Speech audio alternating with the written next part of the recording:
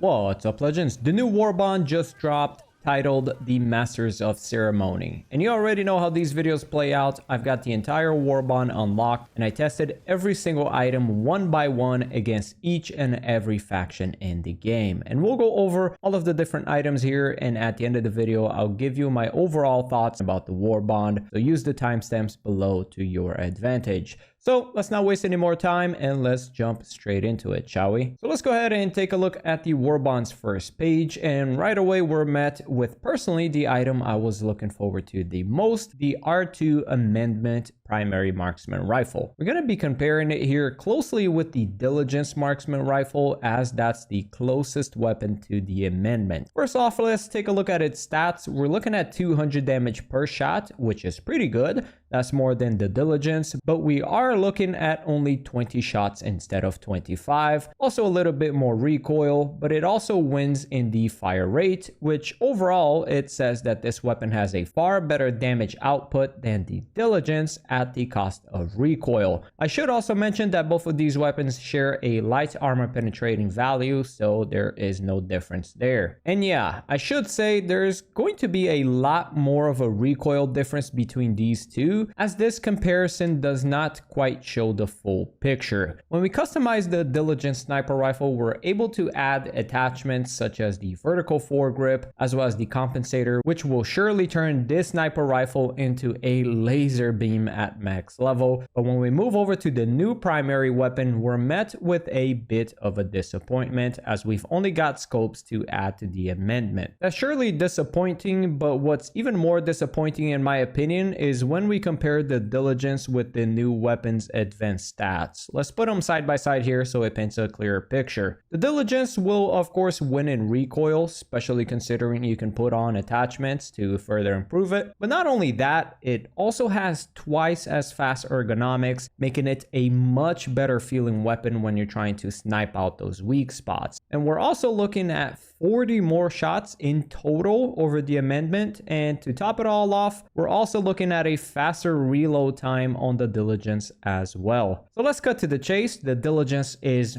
far more superior statistically than the amendment is. The new weapon only has a theoretical higher damage output than the Diligence does, and with that, let's take it to the battlefield and see if that higher damage output can make up for its lackluster stats. When we start off with the Terminids here, the amendment is capable of one-shotting warriors, shriekers, and hunters pretty comfortably. And it's not that bad at dealing with Alpha Commander either, but that's kind of where it dies off. It kind of can't really do anything else against any other enemy type, but you might think, well, that's kind of how all light armor penetrating weapons work against the Terminids. But the difference is this weapon will kind of struggle in controlling a large wave of bugs trying to hunt you down due to its very low ammo economy and its rather sluggish ergonomics. The Diligence, once again, when comparing to it, will far outshine it in this area. Now you can kind of improve its ergonomics a little bit by swapping to a reflex sight, although not by much. Either way though, I would definitely recommend keeping the reflex sight to try to assist in its sluggish ergonomics as much as you can. So for Terminids, I just think it's kind of a miss. Pretty much every other weapon in the game will kind of outperform it when having to handle the constant aggressive nature of the Terminid. Moving over to the Automatons, we're instantly met with one issue. The Automaton faction tends to be heavier armored, which oftentimes require us to hit very accurate shots on their weak spots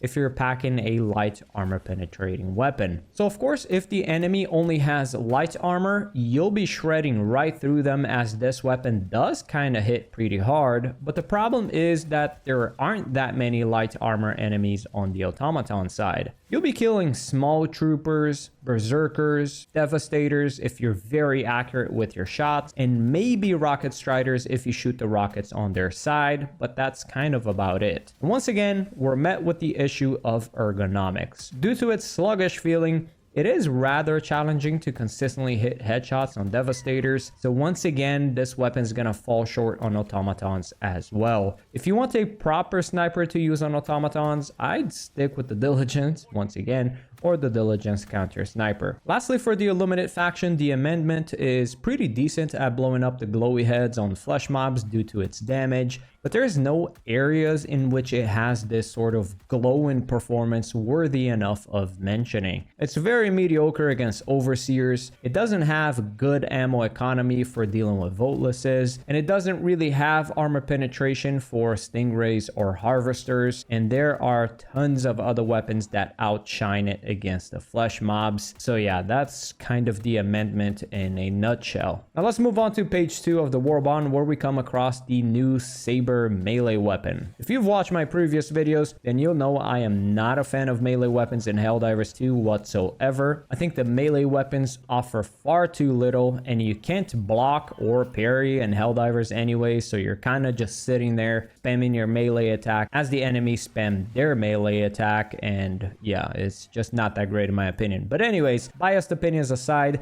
the Saber has the same damage as the hatchet, and it will pretty much perform the exact same. There is a little bit of stagger, but you can basically not even notice it, and the enemies will just kind of overpower you the vast majority of the times. At least the stun baton and lance can stun the enemy in place, giving you a fighting chance.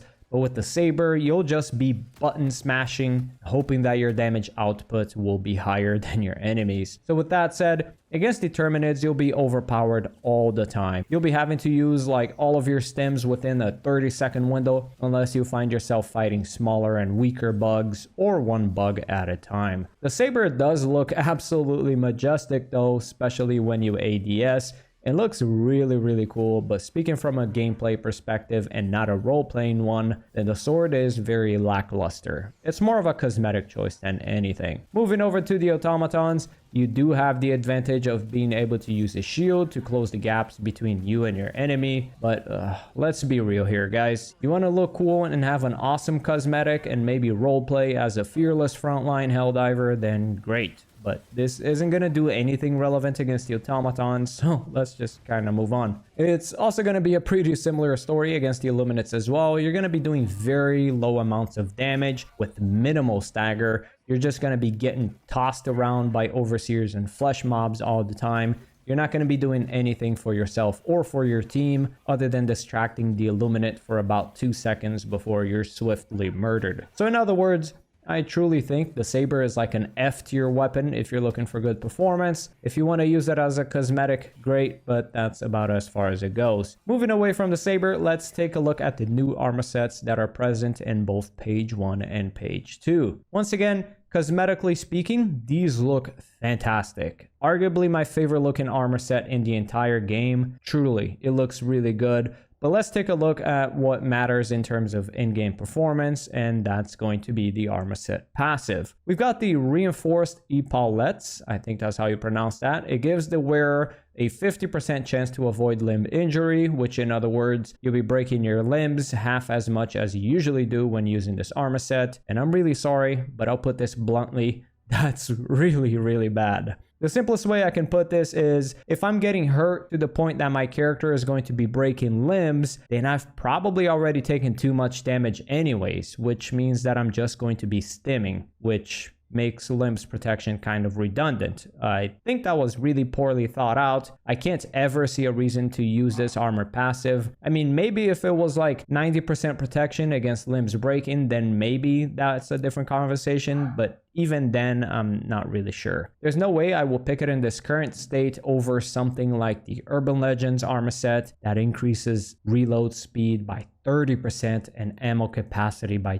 20%. So yeah. Anyways, moving on to page 3, we've got a booster, a stratagem, and a nade. Let's knock out the booster first. It gives you a 15% chance to pick up double samples on a single sample pickup, which is going to be used strictly for sample farming, which right now there isn't really anything for us to spend samples on unless you're low level. But who knows? Maybe this is hinting at an upcoming update that will get us to finally use these samples. As for the new Pyrotech Grenade, I kind of have mixed feelings about it. If you manage manage to get an enemy near its Beyblade-like spinning effect, this grenade will do a ton of damage. I've seen it pretty much one-shot overseers, and a solid couple of these get rid of a charger, so that's pretty good, not to mention its potential AoE damage. The reason why I have mixed feelings about it though is that the grenade is rather random to use. It'll oftentimes just spin away from where you originally threw it and completely miss the targets.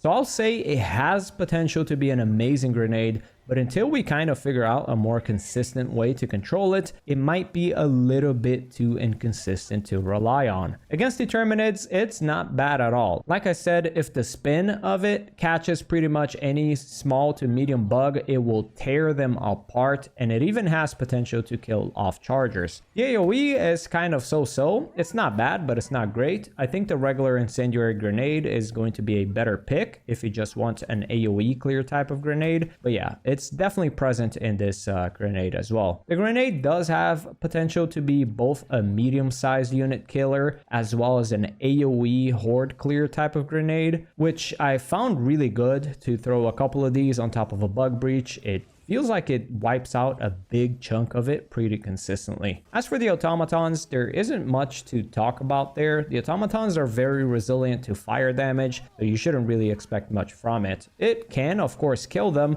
It's just not really going to be something that'll perform better than like a thermite or even an impact grenade. As for the Illuminates, it's interesting. It does have potential to kill tons of voltlesses, and it actually deals really good damage versus overseers and flesh mobs, but due to its inconsistent spinning nature, it makes these grenades rather difficult to rely on. Where gas grenades can take out entire hordes of voltlesses and confuse overseers and flesh mobs consistently, the Pyrotech will never really match that consistency at being useful. So the grenade does have potential, but that potential is rather difficult to get under control, and that may be a huge turnoff for a lot of people. Personally, I generally would prefer bringing a grenade that I can consistently rely on, such as the gas grenade or thermites. I do think, though, that the Pyrotech Grenade is currently the best thing about this Warbond so far in terms of efficiency. I do want to try to get these spinning effects under control, though. Now, onto the big talk of town, the one true flag. And listen, I won't waste your time and I won't waste mine. This is strictly a lore stratagem. Its damage is like the same as a stun lance, except instead of stunning it, it staggers enemies, and I'll admit it staggers them a pretty solid amount, and it does have a farther reach than the stun lance as well, but that comes at a very expensive cost. You have to waste a stratagem slot entirely for the flag, and you have to waste your support weapon slot as you carry it around in the battlefield for a weapon that's just arguably a little bit better than the secondary weapon stun lens that doesn't cost as nearly as much. So ultimately, the flag is going to be this role-playing choice, much like the Saber. It's not really worth bringing unless you just want to roleplay with your friends and have a good casual time at lower difficulties, which is completely fine. So to finish off the Warbond, I want to quickly mention the capes, the player cards, the title, and the emotes. I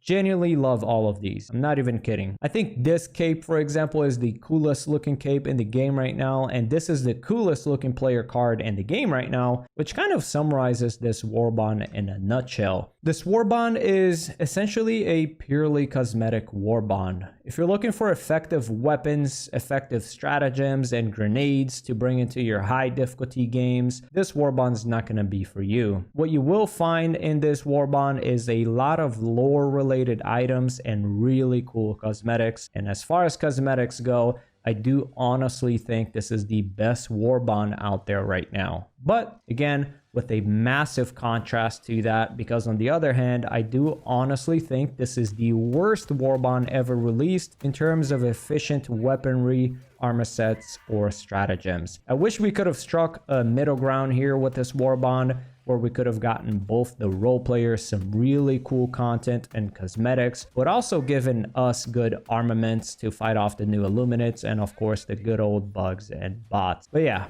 I'm really loving the weapon customization update, so back onto that we go. That's all for today's video, boys and girls, and I'll be catching you legends on the next one. Peace!